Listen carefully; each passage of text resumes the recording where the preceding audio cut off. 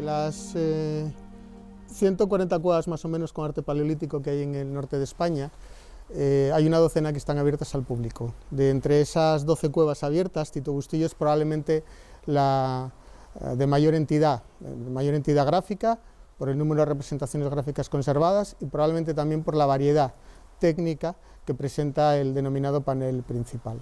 El acceso turístico a la cueva, la entrada a la cueva en la actualidad es una entrada desnaturalizada, porque para acceder a la cueva utilizamos un túnel artificial que se dinamitó.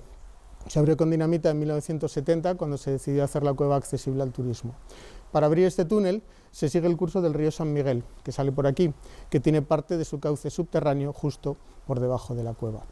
La obra se hace porque la entrada original de Tito Bustillo, que está en el otro lado de la montaña, está sellada por un colapso, por un derrumbe que ocurrió hace unos 3.000 o 4.000 años, dejando la cueva prácticamente sellada por completo. Cuando la cueva se descubre en 1968, el único acceso posible es un pozo vertical, cuya entrada está arriba, la parte alta de la montaña, y requiere un descenso con cuerdas y escalas de aproximadamente unos 100 metros de recorrido. En esas condiciones de acceso, era el único punto de entrada a la cueva posible en aquel momento, se decidió dinamitar este túnel para favorecer esas visitas turísticas. Probablemente Tito Bustillo sea hoy la única cueva con arte paleolítico abierta al público a la que se accede prácticamente desde el casco urbano de una población. El túnel tiene unos 150 metros de recorrido y está compartimentado en 3 puertas que tendremos que atravesar y cerrar. Lo que hacen las puertas es limitar tiro, que no circule aire, para mantener estable temperatura y humedad dentro de la cavidad. La estabilidad ambiental en estos 2 parámetros es lo que favorece la conservación del arte prehistórico que veremos dentro.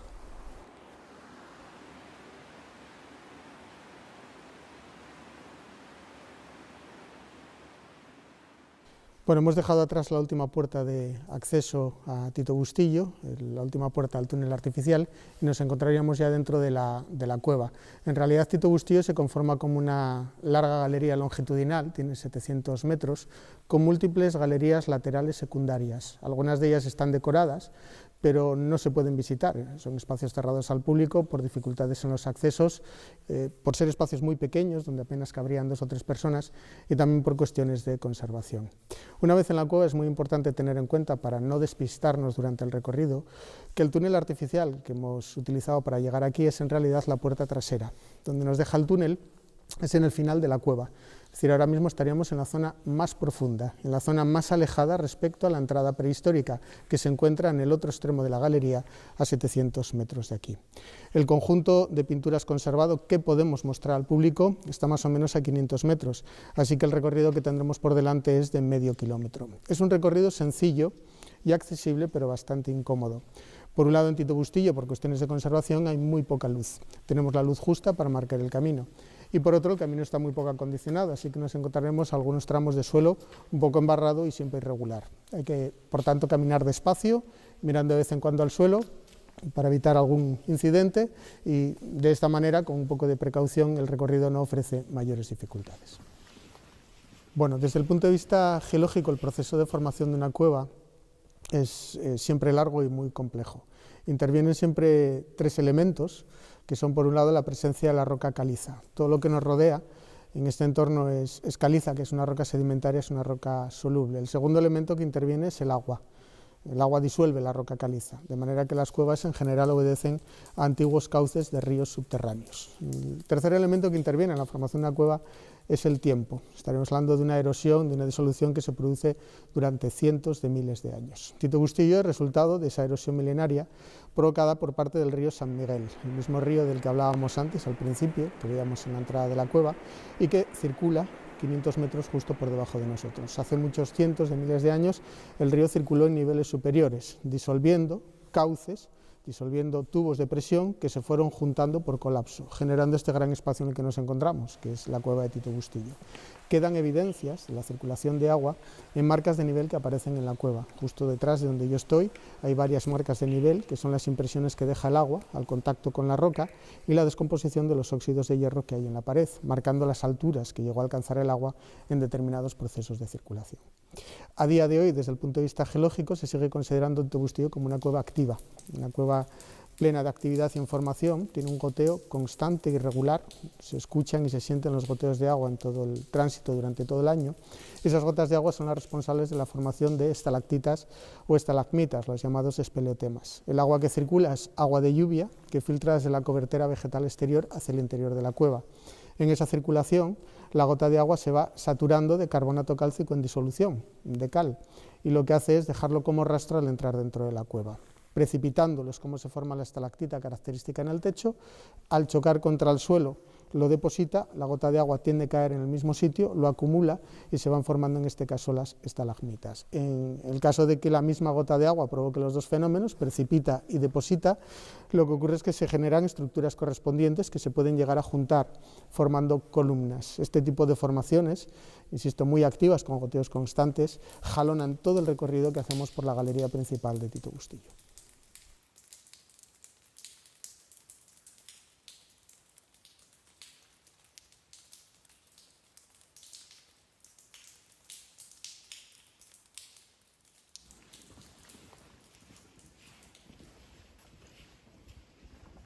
Después de más o menos 500 metros de recorrido por la galería principal de Tito Bustillo, llegamos al sitio en el que nos encontramos ahora. Es una sala muy espaciosa, es probablemente el espacio de mayores dimensiones de todo el recorrido de la cueva.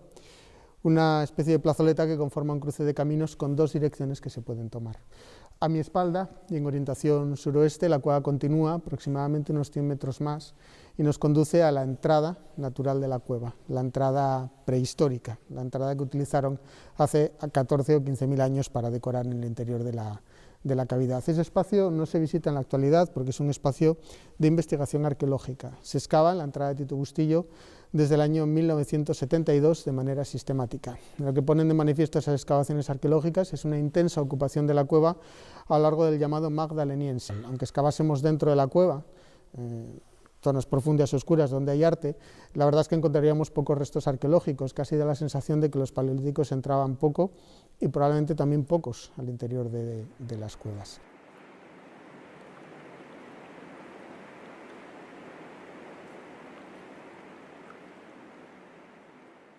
Bueno, antes de ver el panel principal, en este cruce de caminos hay un modesto conjunto pintado que se puede en ocasiones mostrar al público. Es un conjunto modesto porque solamente hay dos representaciones gráficas, un animal, en este caso es un caballo, y un signo pintado en color rojo.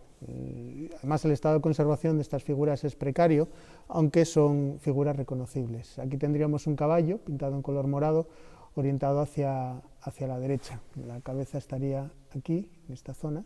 Esto sería el hocico, la línea nasofrontal, el abultamiento de la crin, la curva dorsal, la cola larga, el cuarto trasero, las dos patas traseras, el vientre desdibujado, las patas delanteras y el pecho. La otra representación de este conjunto del entronque es un signo pintado en color rojo. Normalmente solemos relacionar el arte paleolítico con las representaciones figurativas, los bisontes, los caballos, los ciervos, aunque en realidad numéricamente hablando lo que más pintan los paleolíticos en las cuevas, lo que más representan son signos, representaciones abstractas que pueden ser cosas muy sencillas, simplemente puntos o rayas, aunque en ocasiones aparecen formas un poco más complejas. En Tito Bustillo de manera reiterada suelen aparecer formas cerradas, cuadrangulares, rectangulares, que están compartimentadas internamente con rayas o bandas verticales. Este signo encajaría un poco en ese esquema, es una forma ligeramente cuadrada, dividida en 4 bandas verticales, una de las cuales ya está prácticamente borrada. En realidad da la sensación de que cada una de esas bandas está realizada con cortos trazos horizontales. Genéricamente se suelen llamar escutiformes porque tienen forma de escudo, pero los nombres que se dan a los signos tienen que ver con la forma, no con el sentido. El sentido es desconocido, aunque se les supone un sentido o significado porque se repiten y pueden aparecer idénticos a 200, 500 o 900 kilómetros de aquí. Pero si reconocemos que detrás de esto hay una simbología, un sentido que era entendido y compartido por los cazadores-recolectores paleolíticos, ese sentido a nosotros hoy se nos escapa. Hay que valorar que los símbolos solo son accesibles a la comunidad que los genera, de manera que para nosotros esto será siempre inaccesible en cuanto a su significado.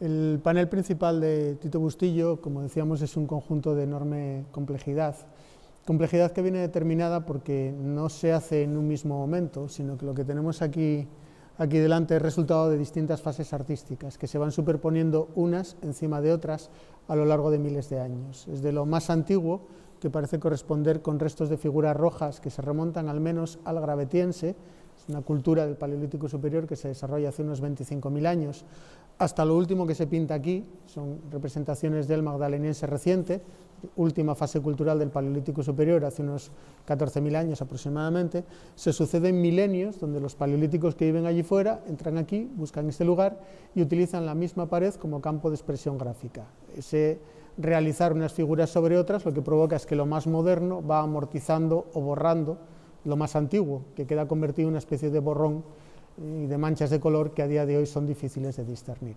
Se da también otra circunstancia en la parte central del panel, y es que hay una aplicación de pintura roja que probablemente hicieron los magdalenienses, tapando lo antiguo para sobre esa mancha roja hacer sus figuras más recientes. La confusión se ve acrecentada además no solo por esa circunstancia, sino porque la pared es una pared irregular. Con una proyección de luz directa sobre esta pared te puede dar la sensación de que es lisa, pero colocando la luz al rasante es como se puede apreciar perfectamente la tremenda irregularidad que tiene este lienzo. Eso lo que genera es una confusión visual, porque si pintamos un caballo de 1,50 m sobre una pared irregular, se genera un efecto llamado anamorfismo. Vamos a ver esa figura bien o mal, correcta, proporcionada o desproporcionada, dependiendo de nuestro punto de observación. Y eso hay que tenerlo en cuenta a la hora de mirar esta pared, porque no es lo mismo ver una figura a la derecha, a la izquierda, de pie o agachado. Hay un punto de observación correcto que hay que tratar de buscar. Bueno, esa complejidad del panel lo que provoca es que a simple vista y a ojos del observador no especialista, lo que podemos reconocer en este panel son las últimas representaciones gráficas realizadas, las magdalenienses, aquellas que tienen una cronología aproximada de unos 14.000 años.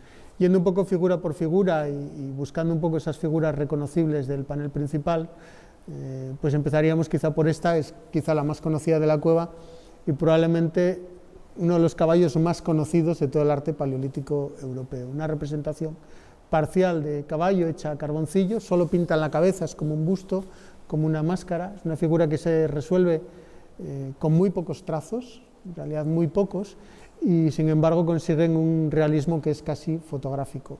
No se ven señales de enmiendas, de errores, de rectificaciones, es decir, la ejecución parece realizada de manera ágil y rápida por parte de un pintor que tiene esta imagen interiorizada y que le sale con mucha naturalidad. Se aprecia perfectamente bien la crin con el pelaje, la oreja, el ojo, el hocico marcando ya la línea de despiece del hocico, la zona de la quijada y también el pecho. Dentro de esa sencillez en la ejecución, obviamente el Paleolítico necesitó de una cierta infraestructura. Hay que preparar la luz, porque estamos en un espacio de oscuridad total y hay que iluminar estos espacios para poder decorar. Hay que preparar los colorantes, en este caso el lápiz de carboncillo que utilizaron para poder pintarlo, y además para hacer esta figura y alguna más del panel tuvieron que subirse a algo. La figura está alta. Desde el suelo actual un tipo pequeño como yo no llegaría, estirándose mucho, pero hay que tener en cuenta que el suelo en época prehistórica aquí estaría todavía más abajo donde yo me encuentro. La figura está pintada por encima de los 3 metros de altura en relación al suelo prehistórico, así que para pintarlo tuvieron que subirse a algo, construir un soporte, una estructura, quizá un andamio, para poder realizarlo. Esta circunstancia, quizá de lo que nos está hablando, es de una actividad planificada, no improvisada. Se requiere de una planificación y quizá también de un esfuerzo colectivo, donde hay un pintor que pinta y donde hay más gente que echa una mano, pues con los colorantes, con la iluminación o en este caso con el transporte y construcción de una estructura para pintar. Por debajo de este caballo que hemos visto antes hay varias representaciones de caballo más, algunas con una mayor complejidad técnica en la realización. Aquí tendríamos un caballo orientado a la derecha, donde se combina la pintura negra, el color rojo de interior, una figura bícroma que además está aplicado en distintas intensidades, y además todo el contorno grabado, combinando por tanto técnicas de pintura grabado, combinando dos colores, pintura negra y pintura roja. Aquí estaría el ojo pintado en color negro, la oreja, la línea nasofrontal, el hocico y la quijada. Fundamentalmente grabada la zona de la crin hacia el lomo. el cuarto trasero pintado en negro, aquí está la cola pintada y también grabada, cuarto trasero, pata trasera, zona inguinal y el vientre. La pata delantera no es fácil de discernir porque es un grabado muy tenue que baja aquí y sube aquí, luego rascan toda la pared para marcar el pecho completando la figura. Hay que tener en cuenta la observación directa del arte paleolítico, que los grabados no son fáciles de ver en la media distancia, requieren siempre acercarse a la pared y utilizar luces rasantes para poder apreciarlos. Aquí tendríamos una tercera figura de caballo, técnicamente es diferente a las dos anteriores, utilizan el color negro de nuevo para perfilar y el color morado, característico en Tito Bustillo, para rellenar el interior. Se trata de una figura que responde a unos esquemas morfológicos muy concretos que se suelen repetir en los caballos paleolíticos: crines altas, cabezas grandes, patas cortas, vientres abultados, y tiene un detalle añadido que, nos fijamos, las patas están cebradas, hay una serie de líneas que cruzan las patas y que parecen responder a distintos tonos de pelaje. En realidad esta morfología podría responder a la morfología concreta de razas de caballos prehistóricos ya extinguidos. Ya la parte más inferior, en el centro del panel, tendríamos una composición de caballo y reno. El caballo orientado a la derecha, pintado en color negro y grabado. Tendríamos la cabeza representada aquí, donde marcan la boca, el ojo pintado y grabado, las orejas y toda la línea cérvico-dorsal hasta la cola que está aquí. Es un caballo de cerca de 1,80 m, una de las figuras más grandes del conjunto principal. Justo afrontado al caballo, orientado hacia la izquierda, probablemente realizados al mismo tiempo y quizá por la misma mano, el mismo pintor, tendríamos la representación de un reno. Tendríamos aquí el hocico sobre la pata del caballo, toda la línea nasofrontal, el ojo, marcan las orejas y la característica cornamenta con dos candiles hacia adelante, hacia el pecho del caballo. Aquí el pecho del caballo queda por encima de la cornamenta y estos dos cuernos curvados hacia atrás. La representación como reno es indudable por tres detalles anatómicos característicos: uno, la propia forma de la cornamenta; otro, que sería la representación de estas líneas negras de cuello a cuerpo, que son el pelaje característico que los renos desarrollan en época invernal; y delante del pecho la representación de estas rayas que marcan la librea. Aunque los renos no parece que fuesen animales muy frecuentes en esta zona de Asturias, a raíz de los restos arqueológicos documentados, sí es un animal bastante representado en Tito Bustillo. No solo el reno al que hacíamos alusión antes aparece en este panel principal, sino en la parte inferior izquierda se vuelve a ver la representación de dos renos más, conformando, parece una escena. Son dos renos afrontados, un reno macho mirando a izquierda, un reno hembra en una posición inferior mirando a derecha. Esa representación de renos en esa actitud de afrontamiento, macho-hembra, es una escena que podemos ver repetida en otras cuevas europeas. Veíamos este caballo morado anteriormente, justo delante de este caballo, muy parecido, muy similar, realizado con las mismas técnicas, más grande, aunque también se conserva un poco peor, hay otro prácticamente idéntico. Responde a la misma morfología y a las mismas técnicas. Tendríamos un caballo pintado en su contorno en color negro y coloreado de color morado, aunque esos colores interiores ya están un poco más borrados. Al igual que el anterior, se aprecia perfectamente bien la representación de la perspectiva en las patas, primer, segundo plano, el detalle de la representación de cascos y corvejones, y también la perfecta adaptación de la figura a la forma natural de la roca, particularmente en la representación del pecho de la misma. También se pueden distinguir pequeñas figuras pintadas o grabadas de apenas 15 o 20 centímetros. En la parte central del panel principal, esas figuras quedan muy amortizadas por las grandes figuras que hemos visto, pero aquí en el margen derecho del panel principal se pueden identificar algunas de ellas, pintadas en color negro. Son completamente diferentes, aparte en cuanto a tamaño, en cuanto a naturalismo, son más esquemáticas y son más difíciles de identificar en cuanto a especie. Aquí en esta zona tendríamos dos, pintadas en color negro, orientadas ambas hacia el lado derecho.